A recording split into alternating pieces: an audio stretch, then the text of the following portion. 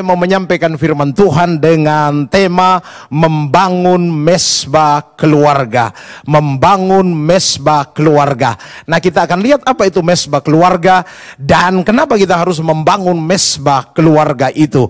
Nah, kalau hari-hari ini Tuhan sedang mengizinkan pandemi sedang melanda bangsa kita, melanda kota kita, tentu ini bukan kebetulan. Tentu semuanya ada dalam kontrol Tuhan, sehingga Tuhan mengizinkan situasi ini. Dan justru dalam situasi ini kita lebih banyak ada di rumah kita lebih banyak di dalam keluarga kita. Apa itu mesbah keluarga? Apa arti kata mesbah itu? Nah, dalam perjanjian lama kata mesbah ini beberapa kali diucapkan. Mesbah adalah meja batu atau tempat mempersembahkan korban kepada Tuhan. Jadi kalau di perjanjian lama orang datang kepada Tuhan membawa persembahan atau korban kepada Tuhan. Jadi mesbah adalah meja yang dibuat dari batu yang ditumpuk berbentuk meja untuk mereka menaruh korban. Nah, ini namanya mesbah. Tetapi di perjanjian baru, di mana kita sekarang umat Tuhan, perjanjian baru tentu berbeda karena Tuhan Yesus telah menggantikan korban itu.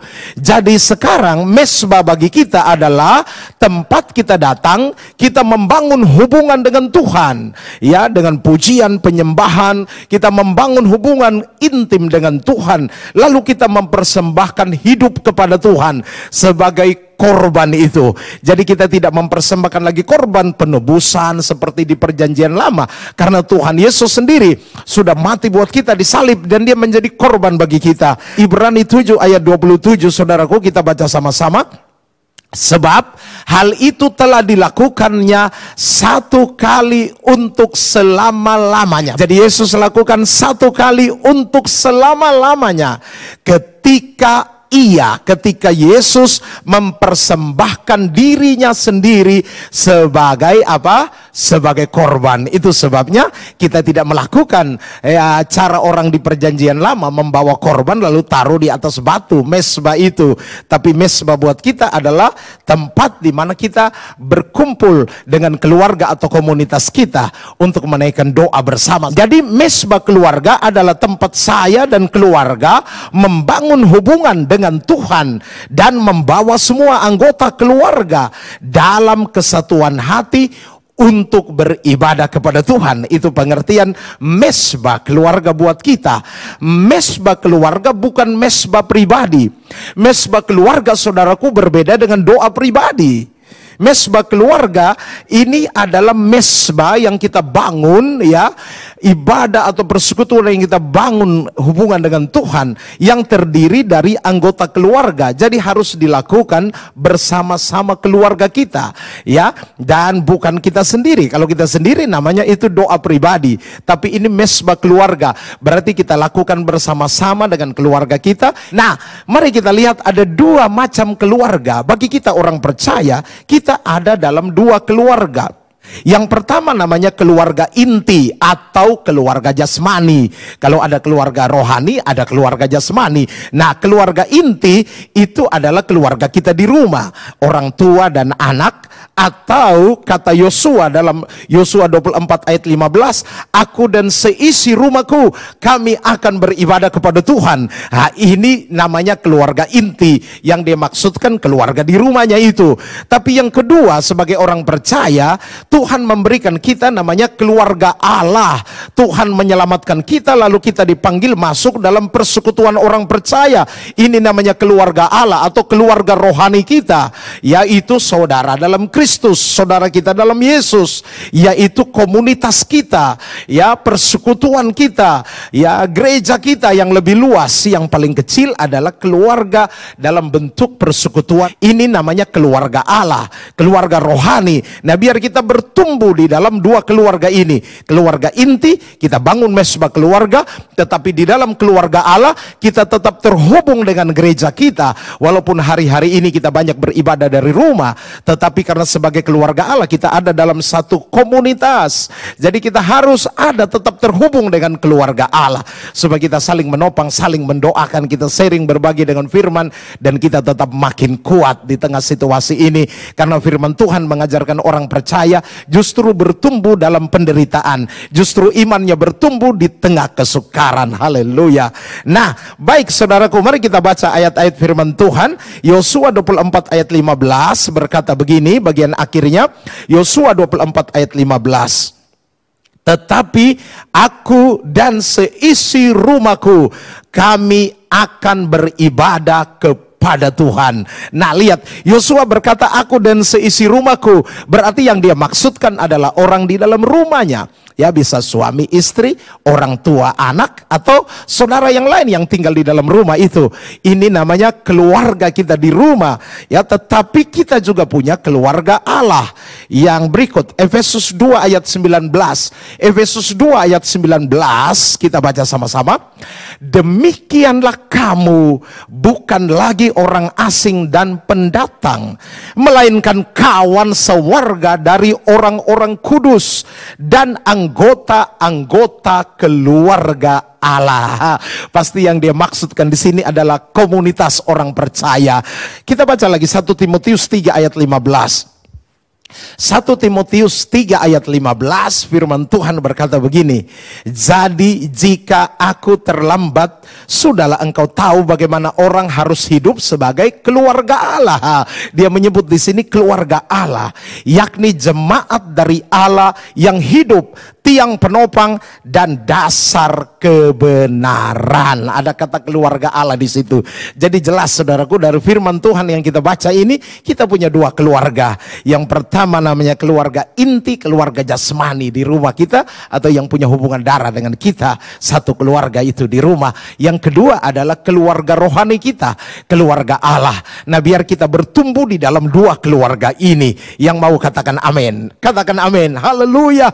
Kita bertumbuh terus di dalam keluarga ini. Nah, supaya kita bertumbuh dalam iman, supaya rohani kita makin maju di dalam Tuhan, untuk itu saudaraku, kita harus juga memacu kerohanian kita. Kita makin kuat dan bertumbuh di dalam Tuhan. Dan kita tidak bertumbuh sendiri, tetapi kita membangun mesbah keluarga. Ingat tadi saudaraku, mesbah keluarga bukan doa pribadi. Artinya kita satu keluarga. Kalau di rumah, suami harus mengajak istri berdoa bersama. Orang tua mengajak, ayo nak kita doa bersama. Kita membangun mesbah keluarga. Karena Tuhan tidak memanggil kita untuk seorang diri bertumbuh, tetapi kita bersama-sama bersama Yesus, kita akan bisa melakukannya. Haleluya. Nah, berikut saudaraku, kita akan lihat manfaat dari mesbah keluarga. Manfaat atau kegunaan kita adakan mesbah keluarga adalah ada kesatuan hati dalam berdoa. Saudara, dalam berdoa itu perlu namanya kesatuan hati. Ya, dan waktu kita buat mesbah keluarga itu akan terjadi kesatuan hati. Kita perhatikan ini. Keluarga itu berbicara tentang satu kesatuan atau unity. Keluarga itu bicara tentang satu kesatuan. Ya, waktu orang membentuk keluarga gitu ya, mau menikah, ya, banyak pasangan yang menikah, mereka mengutip ayat firman Tuhan yang Tuhan Yesus juga sampaikan dalam Injil Matius, bahwa kalau orang menikah, mereka bukan lagi dua, melainkan satu. Berarti waktu orang membentuk keluarga, mereka ada dalam satu kesatuan. Itu keluarga inti. Sama dengan keluarga Allah di gereja, komunitas kita, dalam ada visi yang mengikat kita, ada tema-tema setiap tahun yang mengikat kita, ada program-program mingguan yang mengikat kita, ada jadwal-jadwal ibadah yang mengikat kita, supaya ini menuntun kita ada dalam satu kesatuan yang namanya unity. Ya, nah tahukah saudara bahwa doa yang dilakukan dalam kesatuan hati itu akan menggerakkan kuasa Allah bekerja lebih dahsyat lagi. Oh, luar biasa. Orang doa pribadi saja kuasa Tuhan bekerja, apalagi doa lebih dari satu orang dan dilakukan secara unity. Tetapi unity ini tidak mudah saudaraku, apalagi orang banyak selera, berbeda pandangan, berbeda pendapat. Nah, itu sebabnya bangun bersama-sama dalam mesbah doa ini.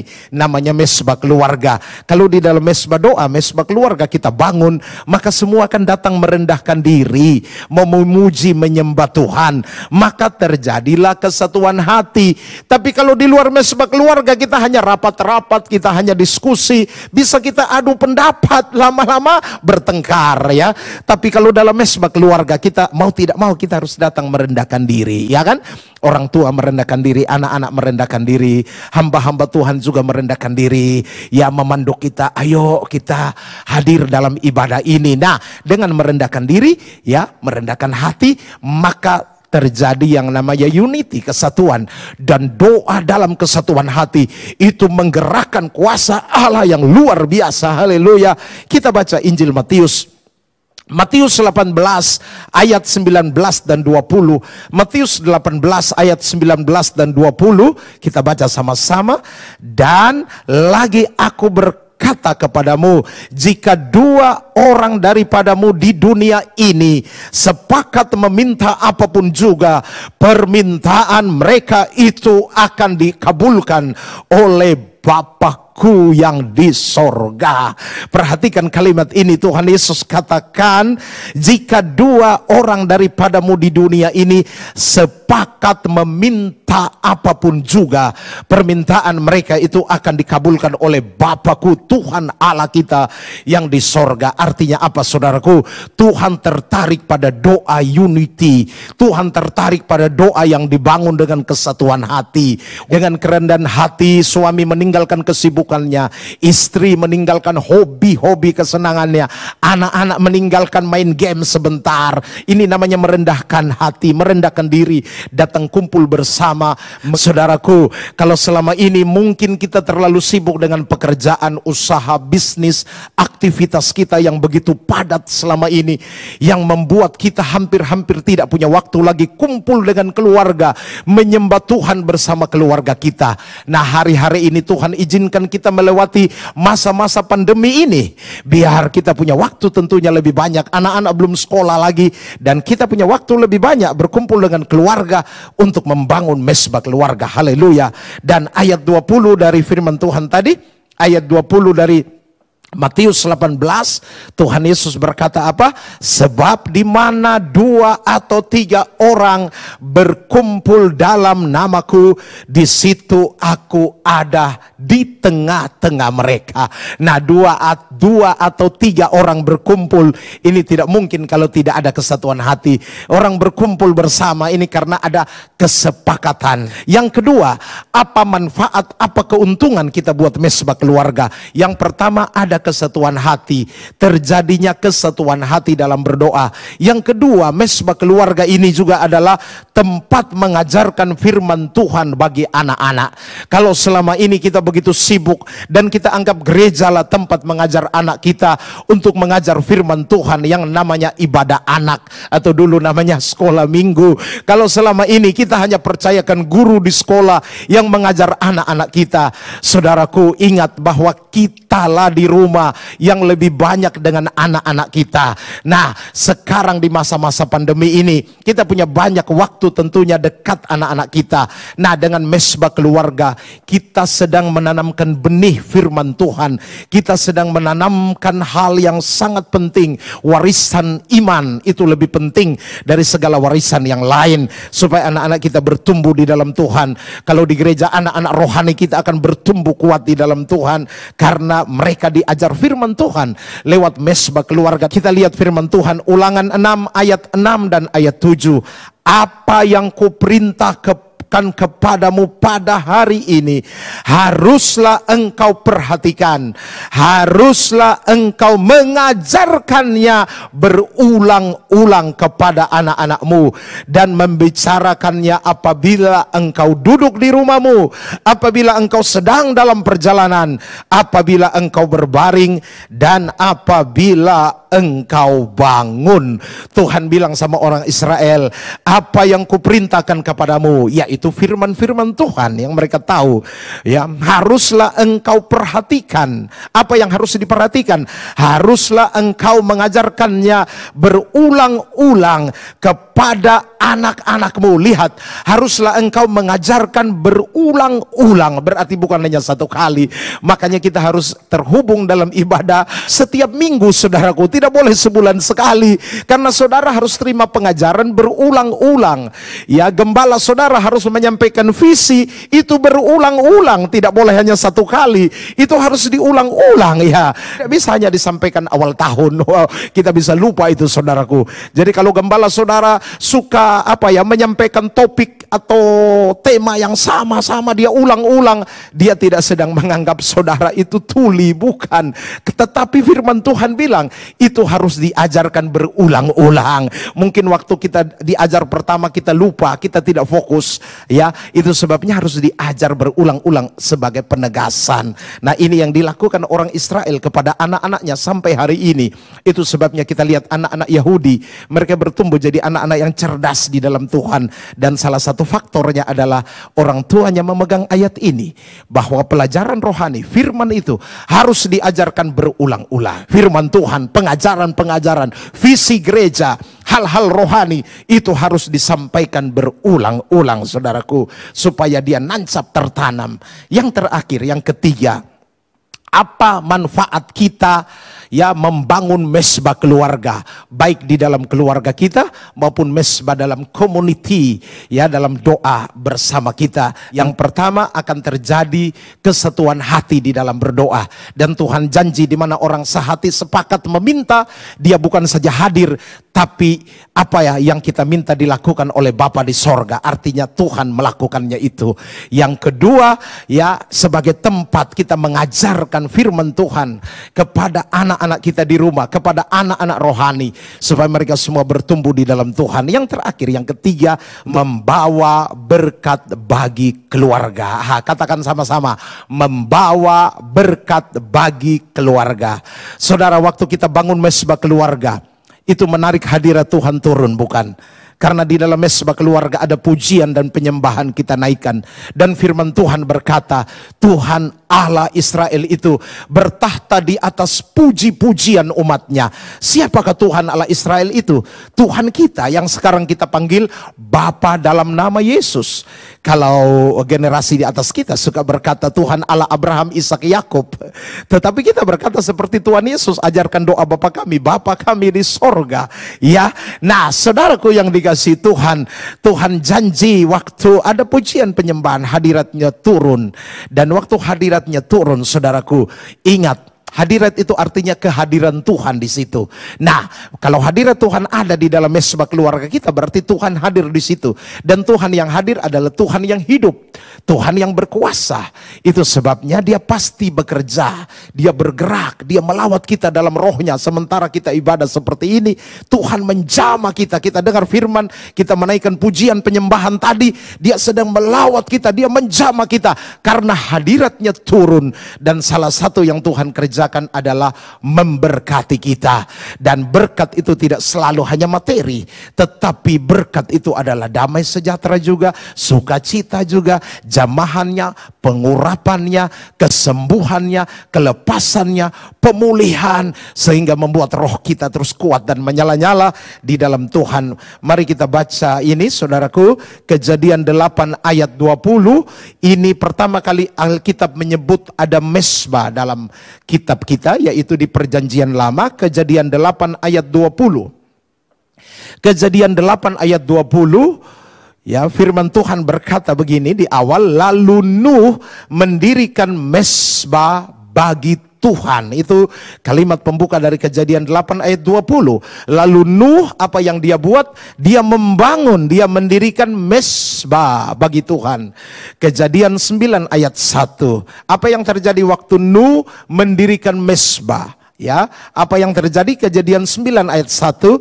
Lalu Allah memberkati Nuh dan anak-anaknya serta berfirman kepada mereka, beranak cuculah dan bertambah banyaklah serta penuhilah bumi. Saudaraku, ayat Kejadian 9 ayat 1 tentu ini ada hubungan dengan pasal sebelumnya, yaitu Kejadian 8 ayat 20. Ya, Nuh mendirikan mesbah, lalu mesbah itu membuat Tuhan turun, hadirat Tuhan turun, kuasa Allah turun. Lalu Tuhan memberkati Nuh beserta anak-anaknya. Nah, kata Allah memberkati Nuh dan anak-anaknya, itu berarti saudaraku, bukan Nuh sendiri. Nuh dan anak-anak berarti satu keluarga. Jadi lihat saudaraku, membangun mesbah membuat berkat Tuhan turun atas keluarga. Kalau Nuh mempersembahkan korban-korban di atas meja batu mesbah itu, dia persembahkan korban-korban bakaran. Nah, kita tidak melakukan itu karena Yesus sudah menjadi korban penebusan dosa buat kita satu kali untuk selama-lamanya. Lalu apa korban kita? Korban kita ialah pujian, penyembahan, doa-doa syukur yang kita naikkan. Ya, itu adalah korban yang berbau harum menjadi dupa kepada Tuhan. Oh, Tuhan memberkati kita. Nah, di bagian akhir ini saya ingatkan ada unsur penting dalam membangun mesbah keluarga yang kita tidak boleh lupa. Ada unsur penting dalam membangun mesbah keluarga. Yang pertama adalah doa. Itu sebabnya sebelum ibadah, sebelum mesbah keluarga, kita ada doa pembukaan. Maksudnya doa persiapan, doa pembukaan untuk apa? Untuk menyatukan hati supaya semua sepakat. Yang kedua, ada pujian dan penyembahan. Ya, unsur yang ketiga adalah firman Tuhan. Ini tiga hal yang harus ada di dalam mesbah keluarga yang kita bangun. Nanti ada hal lain bisa kita tambahkan sesuai panduan dari gembala kita, dari gereja kita. Tapi tiga unsur utama ini harus ada ketika kita bangun mesbah keluarga. Tuhan Yesus memberkati. Mari kita naikkan doa bersama. Bapa, dalam nama Tuhan Yesus kami bersyukur buat firman Tuhan yang kami dengar lagi. Pentingnya kami bangun mesbah keluarga. Terima kasih Tuhan, Engkau melawat kami. Di dalam nama Tuhan Yesus, sembuhkan orang yang sakit, kuatkan mereka yang lemah Tuhan, hiburkan yang susah, bebaskan yang terbelenggu, pulihkan keadaan kami Tuhan. Buka jalan bagi mereka yang dalam masalah, dalam pergumulan, karena kami percaya bagi Tuhan tidak ada yang mustahil. Tuhan, kami berdoa pulihkan situasi ini. Tuhan lebih besar dari virus, dari pandemi. Tuhan lebih berkuasa dari segala sesuatu. Itu menjadi iman dan doa kami. Dan sepakat kami berdoa dalam nama Tuhan Yesus. Tuhan, pulihkan situasi ini. Berikan hikmat kepada pemerintah kami untuk menangani situasi ini. Berkati dokter, perawat mereka yang bekerja, dan jamaah orang-orang sakit. Berikan kesembuhan dan pemulihan. Terima kasih Tuhan, berkati mesbah keluarga kami. Kuasa Roh Kudus melawat dan memberkati. Kami terima pengurapan yang baru. Biar di tahun ini kami lihat tetap Tuhan kerjakan. Di dalam nama Tuhan Yesus Kristus, semua yang percaya berkata amin.